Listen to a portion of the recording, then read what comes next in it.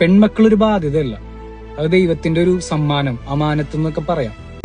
വളരെ വിഷമത്തോടുകൂടിയാണ് ഞാനിത് പറയുന്നത്. കാരണം ഞാൻ കഴിഞ്ഞ ദിവസം കണ്ടൊരു വാർത്ത, 19 വയസ്സുള്ള ഒരു പെൺകുട്ടി കല്യാണം കഴിഞ്ഞ് 39-ാം ദിവസം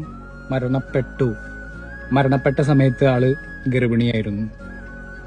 മുടി കുറവ്, തൊഴിലിന്റെ പേര് പറഞ്ഞ അധിക്ഷേപം, കുറ്റപ്പറച്ചില്.